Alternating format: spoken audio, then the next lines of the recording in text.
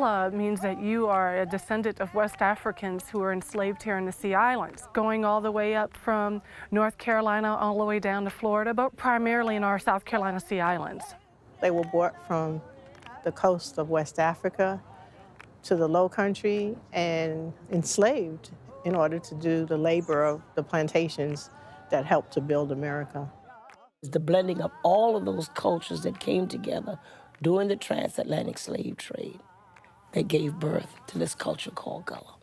Gullah is the most authentic African culture in America. We think Gullah came from the word Gola.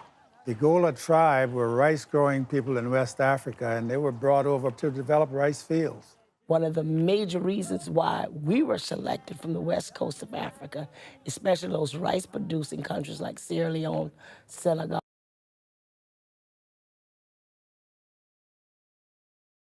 Hello everyone, welcome back to our channel. Today we are going to talk about a fascinating cultural group that you may not have heard of, the Gullah Geechee people. They are a unique African-American community that has a rich history, culture, and language. Let's dive in. The Gullah Geechee people are descendants of Africans who were enslaved on the rice and Sea Island cotton plantations of the lower Atlantic coast. The Gullahs are primarily differentiated from other descendants of enslaved Africans by their preservation of traditional West African practices and by their unique Creole language, facilitated by their relative isolation. A further distinction is commonly made within this ethnic group in the Gullah Geechee Cultural Heritage Corridor between the Gullah, who are found in the South Carolina Low Country, and the Geechee, who reside in coastal Georgia and northeastern coastal Florida.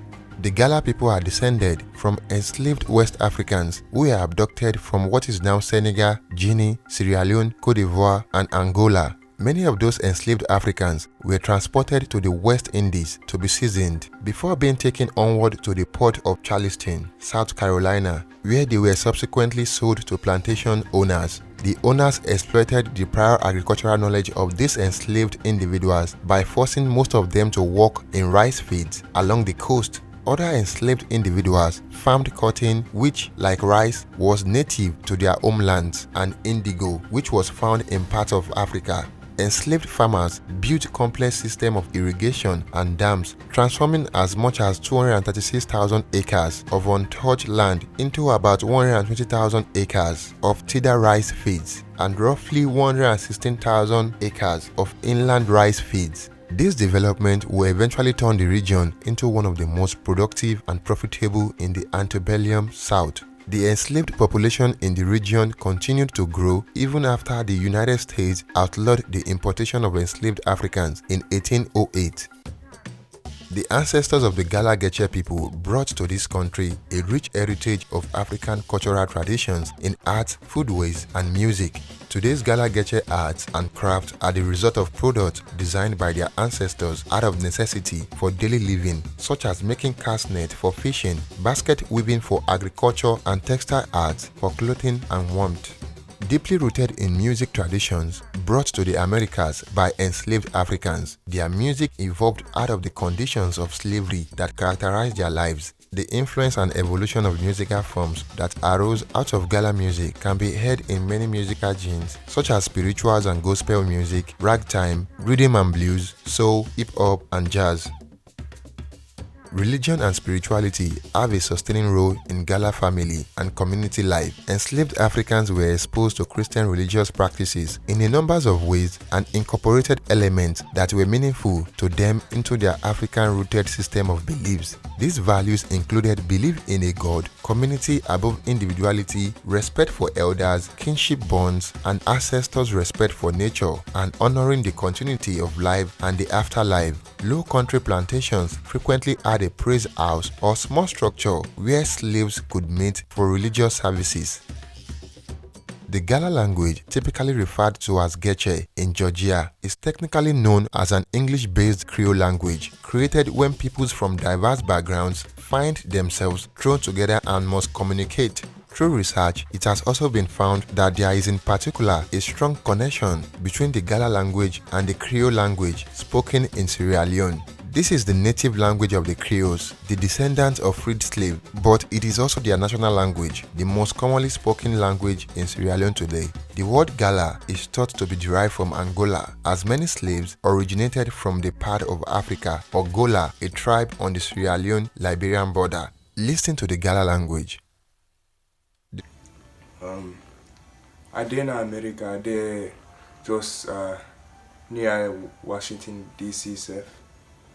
My parents been come out na salon na early 1990. And me papa na Creole man self, me mama na Mende woman. Of course, because I did in America, English na my first language. Traditional Gullah Geechee diet consisted of items available locally such as vegetable, fruit, game, seafood, livestock, items imported from Europe, items imported from Africa during the slave trade, okra, rice, yams, peas, hot peppers, peanut, sesame, bene, seed, sorghum, and watermelon, and food introduced by Native Americans such as corn, squash, tomatoes, and berries. Rice became a staple crop for both Gullah Geechee people and white in the southeastern coastal region. Making use of available food, making a little go a long way, supplementing with fish and game. Leftovers from butchering and communal stews shared with neighbors were African cultural practices. African cooking method and seasonings were also applied in Gullah Geechee homes and plantation kitchens. Because plantation cooks were primarily enslaved women, much of the food today referred to as Southern comes from the creativity and labor of enslaved cooks. Despite facing discrimination and marginalization, the Gullah Geechee people have maintained their culture and heritage. In recent years, there have been efforts to preserve and celebrate their culture, including the establishment of the Gullah Geechee Cultural Heritage Corridor, a national heritage area designated by the U.S. Congress in 2006. This corridor stretches from Wilmington, North Carolina to Jacksonville, Florida, and includes historic sites, cultural centers, and museums that showcase Gullah Geechee culture. The Gullah Geechee people are a unique and fascinating cultural group that has had a significant impact on the history, culture, and heritage of the southeastern United States. Their music, language, and cuisine are all part of their rich cultural identity, and efforts to preserve and celebrate their heritage are ongoing. We hope you enjoyed learning about the Gullah Geechee people today. Do not forget to hit the like button and subscribe to our channel for more videos like this. Until next time, cheers and have a good one.